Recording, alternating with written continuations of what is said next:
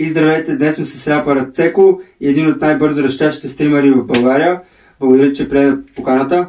За нещо, Борка, благодаря ти, че ме покани. И аз благодаря. За мен е удоволствие, чест, слава, здраве и късмет да дойда тук на подкаста. Подготвил си ми въпроси, предполагам. Да, имам. Не е на фристайл. Не е фристайл. Не е като моите стримове. Да. Добре. Да започваме. Да те попитам откъде е името Цеко. Това е много бейсик въпрос, бейсик отговор, защото аз като си мислех името, първо ми беше Лил Борг. Не питай, Лил Борг или Лил Борг, едно от двете. Май го бях променил. И той идваше от там, защото аз бях голям фен на Eminem, Marshall Mathers, Slim Shady, B-Rabbit от 8 миля, белия вокалист от D12 или както искаш го наречи. И тогава той ми беше казал в интервю нещо много смислено, че когато си правил името, си е направил името в следствие от неговите имена. Нали, Marshall Mathers, M and M са му инициалите. M and M. И оттам идва Eminem. Не от бомбоните Eminem, както много тъпанари си мислят. Да. И реално аз се вдъхнових в последствие от това и реших и аз да си направя име, което да е в следствие от моето име. Мислех го, името ми е Цветан, човек. Много е трудно да направиш нещо интересно с Цветан, нали? И аз такова викам, знаеш ко? Нека да го направя Цеко, защото ако един ден, дай си Боже, аз излизам по сцени, имам фенове, дет ми крещят името, предпочитам да ми викат лично Галено моето име, защото ще е по-дълбока връзката с феновете по този начин, когато те наричат по истинското ти име, особено на Галено, отколкото да ти викат, примерно, както съм бил преди това Борг, примерно, или Боргс. А това Борг или Боргс първоначално ми идваше оттам, пак вдъхновено от нещо, което е казал Eminem. Наистина бях много голям фен на Marshall Mathers като малък. Той беше казал в едно интервю, че трябва да обърнеш негативното в живота ти в нещо позитивно. Това, за което те ебават, да го обърнеш в твое оръжие. А мен много ме ебаваха, понеже като малък бях много голям спринтьор и бягах много бързо, следователно ми викаха бургията. Защото бягах направо като бургия, като кон. Супер бързо такова. Забивам си краката в земята с 100 ритания в минута. И то оттам идваш прякора, бургия, хорса, коня, някакви много тъпи прякори. Не знам кой ги измисли, някой много малумен. Ама оттам нататък аз реших да го обърна и нещо в моя полза и да се кръстя Лил Борг от бургия. Защото те ми викаха. Обаче впоследствие си викам, много тъпо, много тъпо Лил Борг, и реших да се прекръстя на Цеко и така и стана Лил Борг. Имам песни с този псевдоним в SoundCloud, хора не ги търсете, не искате да ги слушате. Чуйте ги. Не дейте. От колко време се занимаваш с музика и защо реши се занимаваш с музика? Човек, аз с музика цял живот съм закърмен с музика. Аз спомня, че на 7, 8, 9 години си сформирах в стаята някакви кашони, машони, някакви пръчки, мръчки, някакви детски играчки, китари, работи, флейти, млейти и си таковах и държах се си правя рок група, едно друго. Даже си спомням, виках на майка ми, баща ми, елате тук, нали, ти ще свириш на той, ти ще свириш на той, аз ще свиря тук на барабаните, взел съм 2 детски пръчки за барабани, човек един кашон, удрям по него такова. Като малък, нали, още от малък исках да се занимавам с музика и също исках да се занимавам още от малък с content creation, гейминг. В последствие просто ми дойде акъл и осъзнах, че гейминг контента вече е мъртъв и е скучно да играеш игри и да те гледат хора. С извинение го казвам за всички гейминг контент креатори. И да, и оттам по-напред вече аз първият ми компютър, който имах, мисля, че бях на 8-9, като ми го даваха нашите и той беше с Winamp. Не знам дали помниш кой е Winamp. Кой помни какво е Winamp? Shout out to all my 2000 kids. Winamp е една MP3 плеер програма в Windows, която в нея си пъхаш песни тако, пускаш си ги, нали, едно друго и те се изреждат. MP3 плеер. И в него ми го бяха заредили хората, дет ми бяха настроили, нали, монтирали компа, бяха го заредили с песни на Tupac, NWA, Nate Dogg, Eminem, Dr. Dre, Chamillionaire, DMX, 50 Cent, Ice Cube, Сеш са, нали? И Да. оттам Луда Крис. И оттам ми дойде любовта към рапа, бих казал. И в последствие мисля, че първият ми припев, който някога съм писал, да съм бил на 12 човек. И доколкото си спомням, беше инспириран от песничка от Финиас и Фърб, братле. Сеш са Финиас и Фърб. Да. Те имаха песни от време на време. Такива да. Помня, че после много бях заребен по дъбстепа, по техно, нали, такова трап, дъбстеп. А тогава съм бил малък, аз съм бил на 12-13 лет. И помня, че в една програма, т.е. сайт, правих дъбстепче човек и викам майка ми, приятелката на майка ми се спомня един път да дойдат и да ми кажат, нали, той добре ли звучи, той, те идват такова и са впечатлени, че правя някаква, нали, музика такова на 12 години, едно друго. И аз го правих винаги като хоби, винаги ми е било като хоби музиката, пак примерно сега стриминга, content creation ми е по-на сърце, защото любимото ми нещо на този свят е аз да правя хората щастливи, да ги накарам да се усмихнат по някакъв начин, да ги разсмея, да пречупя сивото им ежедневие, защото всеки човек може да каже, че малко или много с подрастването им преминал през много гадни работи, през тежки неща и през отговорности и така нататък, драми, мрами, които, нали, така нареченото сиво ежедневие ги е пречупило малко или много. И аз мисля, че зато и съм пратен на този свят, брат, малко да ги забавлявам тия хора, дето просто нямат какво друго да ги забавлява в живота.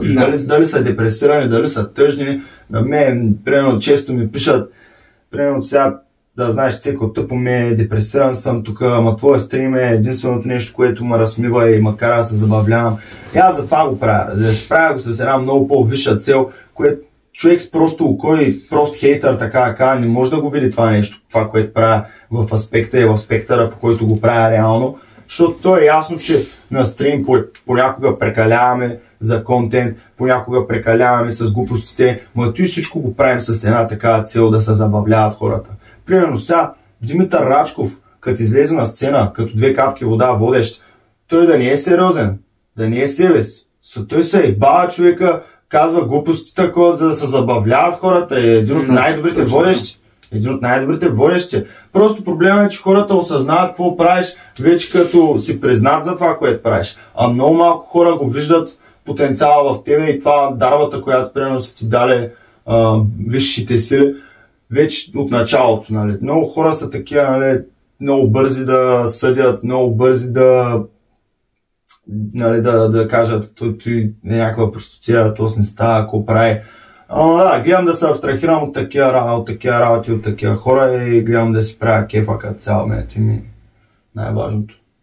От колко време се занимаваш с Twitch и защо реши да се занимаваш с Twitch? От 6 месеца и вече седмица и половина.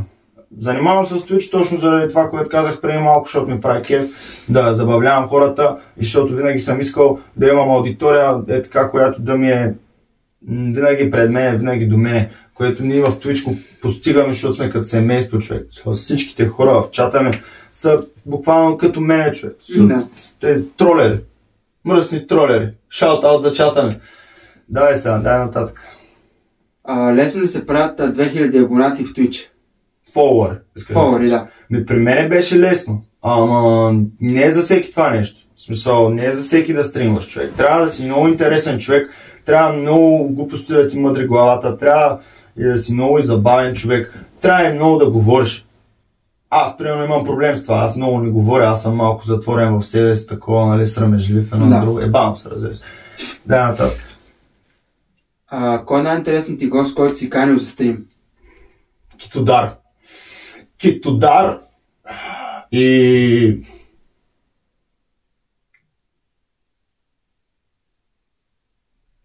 първия черен, който бях поканил, Goldswill от Нигерия.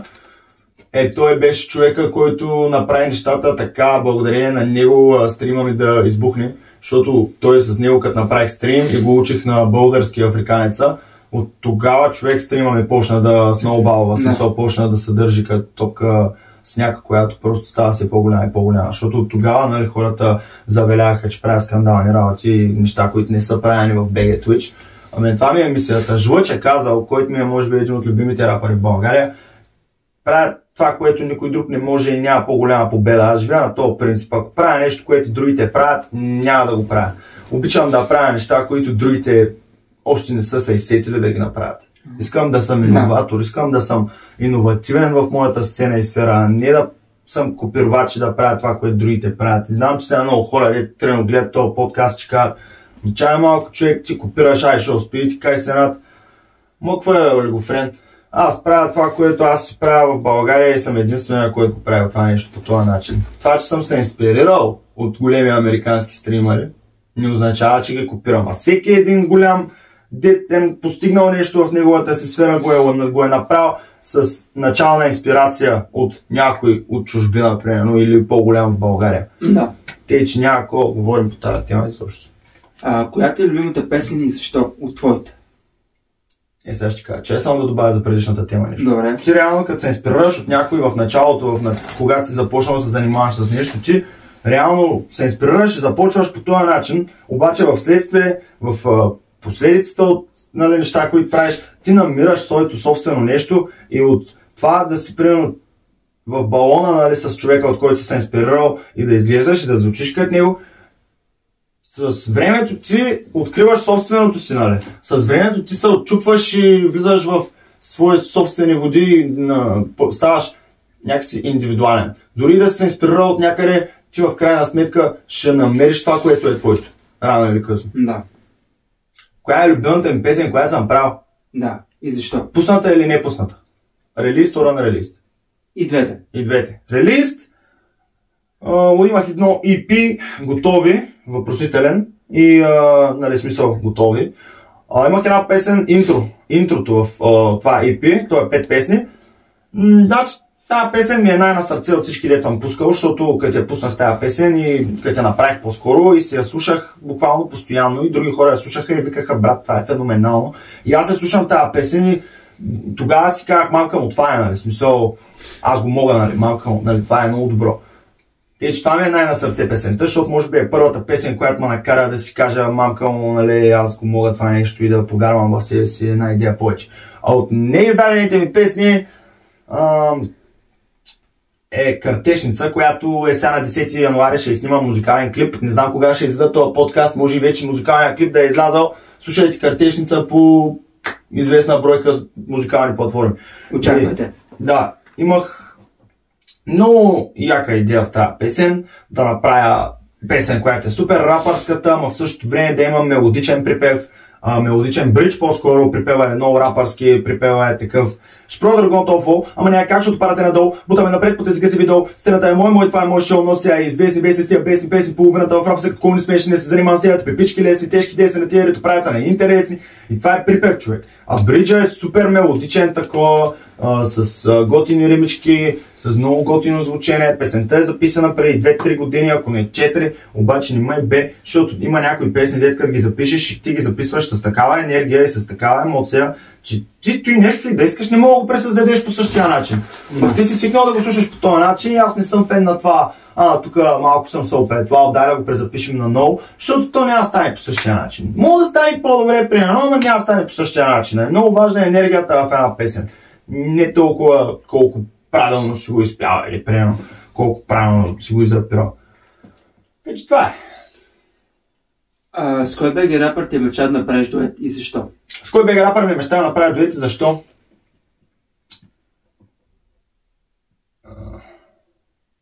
Секта. Защото ми е един от любимите рапъри, като съм израствал в БГ. Нали, като бях по-малък, още не знаех кои са Жлъчи Григор. Секта или Явката, ДЛГ. Защото те са едни от най-добрите рапъри в България, които съм ги слушал доста като по-малък. Секта, примерно, според мен имаме доста общи идеали с него. И някакси усещам го като мой човек, въпреки че се опознаваме се, нали, не сме близки, нали, говорили сме си, нали, правили сме си даже фристайл рап батъл, аз издържах един рун срещу сектичката хора и след това исках да се гръмна, казвам, сектата е опасен за фристайл рап батъл. Наистина е много опасен човек за фристайл рап батъл. И да, това е. Как се запознахте с Муфаса и лесно ли се работи с него? Да. Реално с Муфаса се работи по-лесно, отколкото се работи с мене. Аз съм много хаотичен човек, много хиперактивен човек. При мен е малко по-трудно се работи с мене. Фазата е много по-концентриран, структуриран и като цяло съсредоточен. С него се работи много лесно. Запознахме се с него в Шумен покрай общи приятели, а после се опознахме покрай това, че той искаше да записва. Аз имах студио в Велики Преслав, поканихме го в студиото, той записа, влезе супер зверски, още от първото му влизане. Всички в стаята бяхме такова, защото той бате, ние сме стая, дето сме примерно 10 човека в студиото и той бате влиза на един, що говоря на бате? И той бате влиза на един, нали, бит, тако, и влиза супер здраво, смисъл, пича направо, влиза тако, кинта прибирам, леко сканирам, не мисля да спирам, горе се зирам, някакви такива работи, ама влиза супер тежко, смисъл, все едно пашата от МБТ направо бе влязал. И всички много се изкефихме и от тогава всичко е история вече, от там нататък. Да.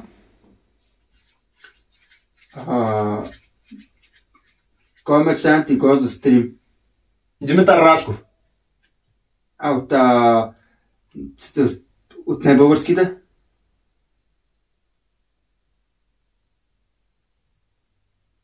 Плейбой карти, Кай Сенат, Шоу Спид. Но той няма как да стане, защото в България сме те. Да. Лесно ли снави от хората да участват в стримовете ти, които ги каниш? Да, единственият, който ме е отказал до сега е Григор. Ама Жлъч ми каза, че той не се навива за каквото бъде. Малко по-особен човек е и аз го разбирам. Ама един ден, като съм най-големия стример, пак ще го поканя. И ако тогава ми откаже, вече не е в мене вината. Така да. Или да го излъжа, че е подкаст, да му кажа тук. Един подкаст ще снимаме, ще го обработвам. Да. И да скрия чата, да го махна чата такова. Така няма да е интересно. Да, няма да е интересно ти. Да. Жлъч обаче ще ми идва на стрима. Не знам кога, ще го измислим. Очаквайте, стрим с Жлъч. Да. Коя е любимата ти игра за стримове?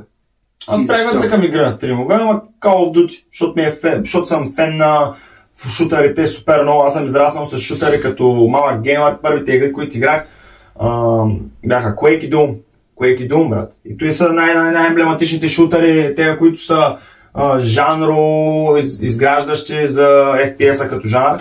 Той са Doom и Quake, човек. Аз израснах с тези игри, съм голям фен на шутерите. Не бях фен на Call of Duty до преди примерно 2 години, като реших да пробвам Modern Warfare 3 за пръв път на PlayStation 5 на мой приятел Белчо от Варна. Много почнах да издавам, сега ще ви кажа адреса му къде живей. Морска, нали, айде сега, приключвам. И да, реално там се заребих, защото много ги пръсках, виждах, че много ги пръскам, нали, пак аз много обичам шутери. И цъках на PlayStation 4 Call of Duty Modern Warfare 3, кефиш ма много, цъках по цял ден. И може би тогава си казах, мамка, аз трябва да почна да стримам, аз тук седя по цял ден, цъкам някакви игри и нищо не правя. Странното е, че почнах да стримам на игри, супер много на Elden Ring, така изгрях в началото, защото Elden Ring е супер интересна игра за гледане, нали, защото много рейдж, много глупости там, босове дет не могат да умрат. Превъртях я за месец и половина едва и всичките ми нерви, и всичките ми усилия поне бяха за нещо, защото след това имах някаква аудитория вече, която ме гледа. Да. Благодарение на Elden Ring. Да, сега като излезе DLC-то на Elden Ring, излезе трейлър, ще стримаме. Ще питам малко странен въпрос, сигурен съм, че нямаш отговор, ама... Кога си изгубих действеността ли? Не, аз съм действал. Не. Помниш, който беше първи абонат в Twitch? Да бе, Джани учиха ми беше първия, мисля, че. Той е стримър, авер, колега бивш, голямо маняч, нищо лошо не бих казал за него. Да ми пише в Инстаграм да уредим стрима. Кой беше първият ти човек, който се нави да скочи на стрим?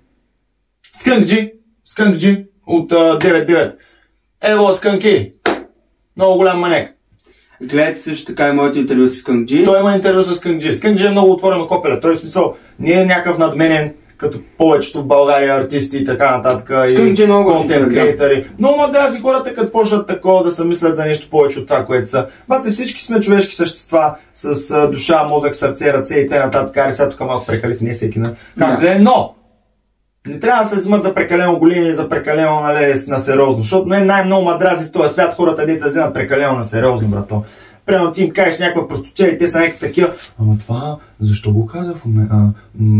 Това не правеше логика. Братле, какво се взел много на сериозно? Ай малко се стегне. Дай сега. Помниш, това те питах, как избираш гостите за стримовете ти?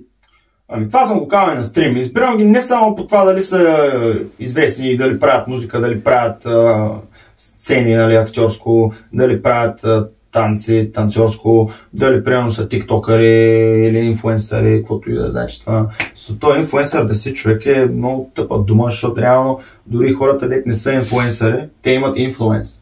Де факто са волят инфлуенсъри. No. Примерно аз като Twitch стримър не бих казал, че съм инфлуенсър, защото нямам 15 000 фолуара в Instagram, примерно. Обаче аз имам инфлуенс на хората. Аз като си изкажа моето мнение на стрим, много голяма част от хората се съгласяват с мене и примерно приемат моето мнение за вярно. De факто аз имам инфлуенс на хората, обаче не обичам да се въря инфлуенсър. De факто да го духат всички инфлуенсъри. И да, какъв беше въпросът? Как избираш гостите за стримовете си? Да, реално ги избирам по това колко са ми готини, интересни, забавни и така нататък. В смисъл, гледам просто да са интересни, забавни и готини хора.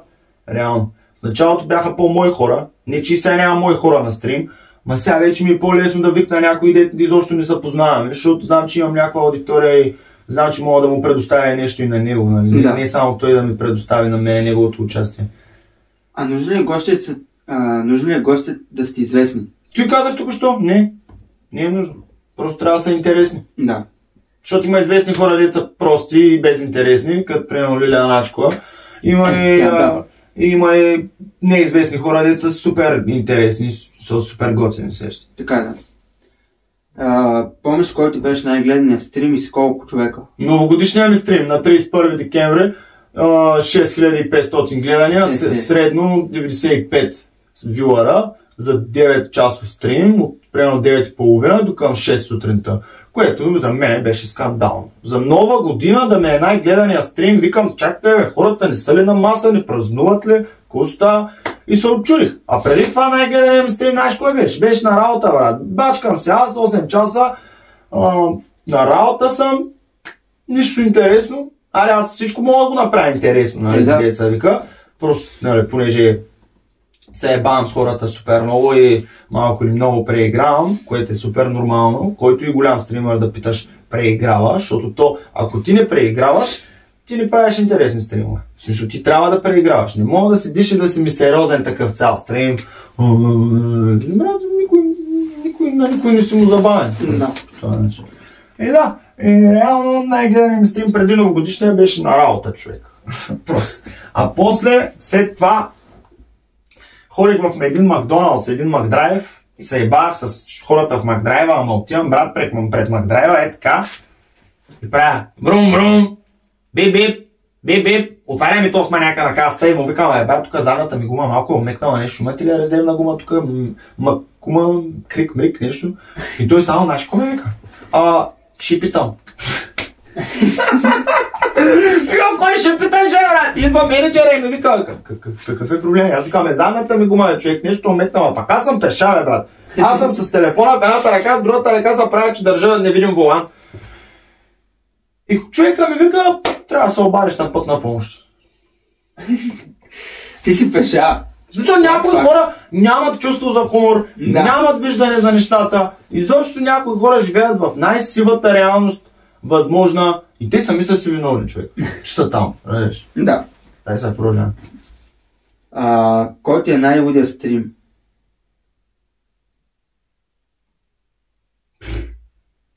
Всеки следващ. Аз всеки правя от луди по-луди, ама най-лудия ми стрим според мене на Витушка ARL стримаме, който фана окото на Борис Ейч, един от най-големите компилатори бивши в България. Не знам дали го знаеш, аз да се похваля все пак и тук пред всички. Аз съм причината всички български компилатори на стримари да почнат отново да бачкат. Аз съм човека, който им предоставя достатъчно контент, те да си правят интересните компилации и съм надъхал Дук, Никола, Хайпер, Борислав Ейч, Има някакъв нов Bulgarian Streamers Compilations, Роската, Мунката, Пешо е наблизо. Всички тези хора аз ги мотивирам да бутат и да правят повече компилации, защото моя контент вали, човек. Аз за един стрим правя поне 40 забавни момента, брато. Което повечето стримери им трябва цял месец да направят 40 забавни момента, брат. Ма аз съм клип фармер, брат. Аз съм клип фармер. Ето, признавам се, аз го правя за клип фарминг. Реално, знам как да направя смешен клип. Мисля го на момента ми идват тези простоти. Не си мислете, че съм го предвидил, нали, примерно, че тук ще си извадя пишката, примерно. През всичко ми е в главата, постоянно имам виждане за контент, за интересни, забавни неща. И гледам постоянно да клип фармя, човек. Да става интересно, да става забавно. Иначе за какво стримвам? Ако не правим интересни и забавни работи постоянно. В моя стрим, брат, 5 минути, ако ме видиш аз да не говоря нищо, значи работата е много зле. Значи съм депресиран нещо. Гаджето ме е оставило, аз нямам гадже, все пак да се знае. Ама не ми пишете и не ми звънете, курви. Не оставите му на мен.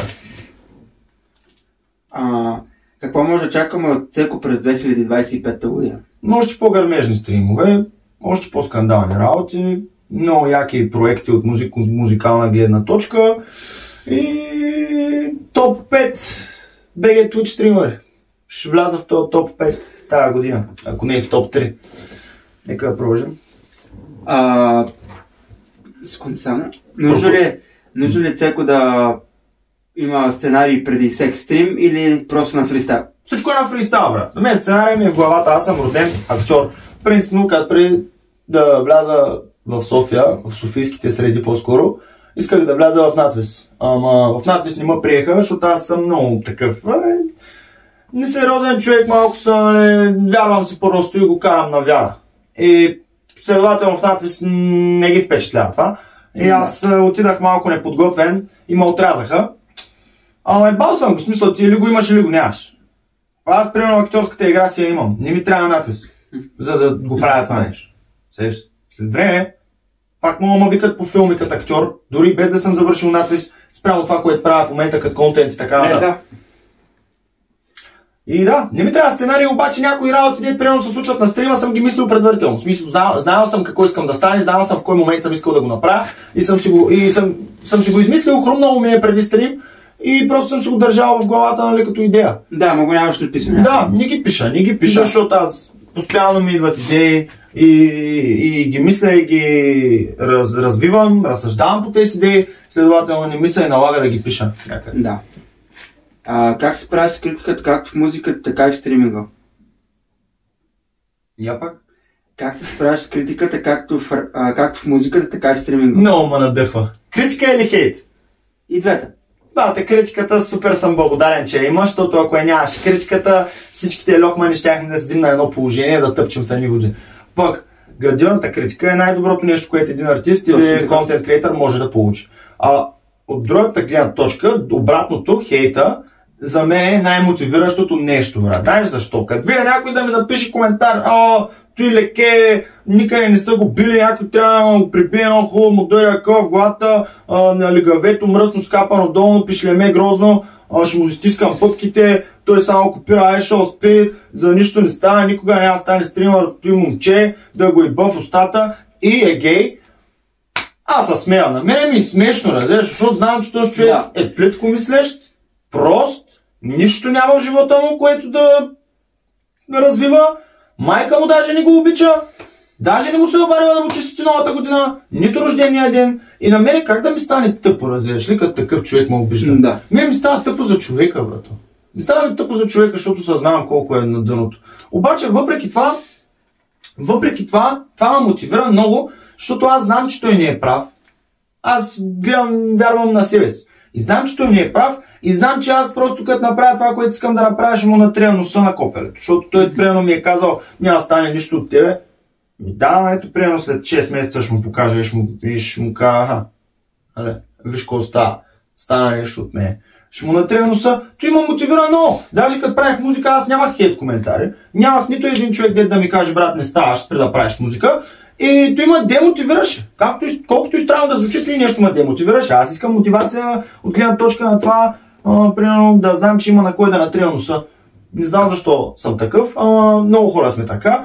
Примерно, аз като нямах хейт коментари под музикалните си клипове, мен той нещо малко наистина му демотивираш и губеше ми от хъса. Защото, брат, няма хейт коментар, всички ме викат супер, много яко. Аз за какво да се боря? Колко ти странно да звучи. И да. Ако можеш да избереш един момент от кариерата си, който да повториш, кой би бил той?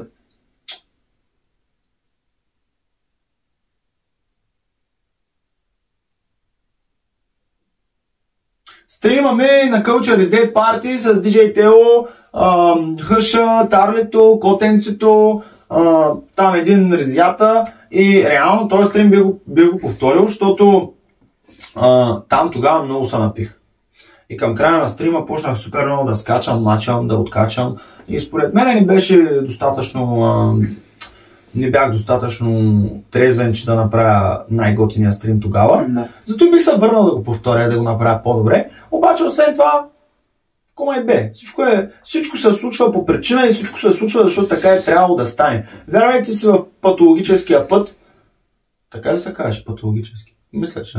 Вярвайте си в пътя, защото всичко ви е предначертано. В смисъл, каквото и да правите, вие не можете да избягате от съдбата си. Вие сте на този свят пратени, няма да казвам от Господ, нали, защото знам, че не всеки вярва в Господ. Вие сте на този свят пратени да извършите някаква ваша върховна мисия, че вие не можете да избягате от съдбата си, каквото и да става. Те, че всичко, което ви се случва, било добро, било лошо, приемайте го така, лошото ви се случва за добро, а доброто ви се случва за лошо. Това е. Каква е най-голямата цел като артист и стример? Да вдъхновявам хората, да ги мотивирам, да ги инспирирам и да ги забавлявам. Много. Да ги изкарвам от депресия. Това е. Би ли направил стрим посветен на създаването на рап песен в реално време? Да, даже с Сези от Светата Троица си го мислехме това нещо и го говорихме на стрим, как ще направим песен в неговото студио на стрим. Даже трябва да му пиша да видим кога ще го направим това нещо. Кои са ти топ 3 най-любимите стримери и защо?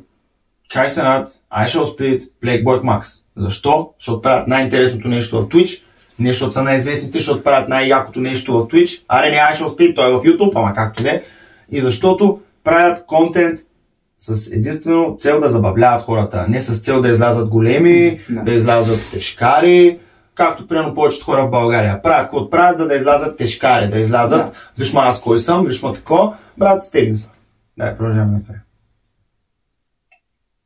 Ако можеш да зададеш само един... Не. Я пак. Аз изгубих въпроса, да. Между другото, аз вече имам някакъв бък направо в системата. Като съм извън стрим, понякога пак говоря на чат.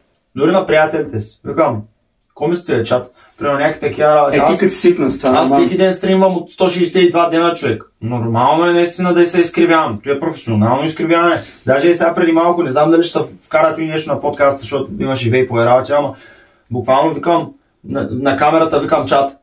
Сеш се, защото е професионално изкривяване. Професионално изкривяване. Ако можеш да избереш само едно, музика или стриминг, какво би избрал? Стриминг. Защото на стрим мога и да се пея и да се рапирам. И от стрима пак могат да ми направят песни други хора. Могат да ми кътнат част от стрима и да напишат цеко фристайл на стрим, примерно и бам, 500 милиарда гледания. Кои са трите неща? Без които не мога да живея? Не.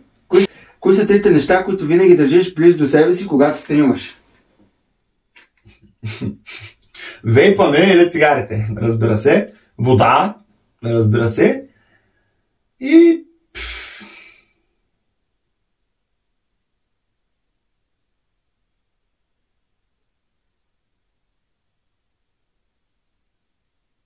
розовия ми костюм.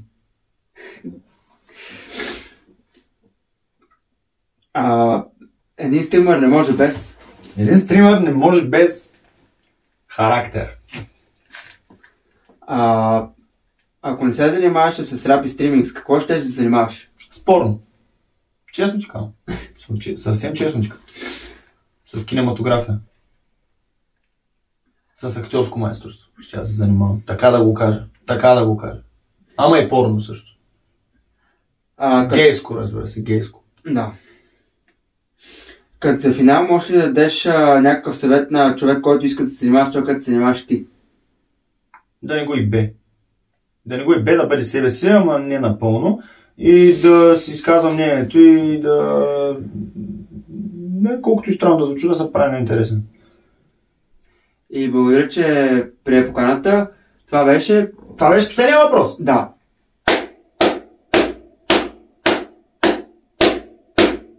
Страхотно. Ако такъв ти видео харесват, може да се абонирате, да споделяте и да последвате. Благодаря, че ме покани. Ако ви е харесал подкаста, хора, последвайте ме в Instagram, последвайте ме в Twitch, абонирайте се за Twitch-а ми, харесайте клипа, оставете един коментар отдолу, моля ви да е хейт коментар. Искам да е хейт коментар. Искам да ме нахраните колкото можете по-тежко. Моля.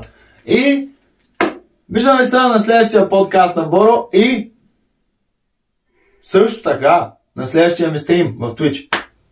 Очаквайте картешница. Очаквайте песента ми Картешница. Снимана от Серко. Всички социални мрежи може да видите долу в описанието. Благодаря. Да, абонирайте се за TikTok-а.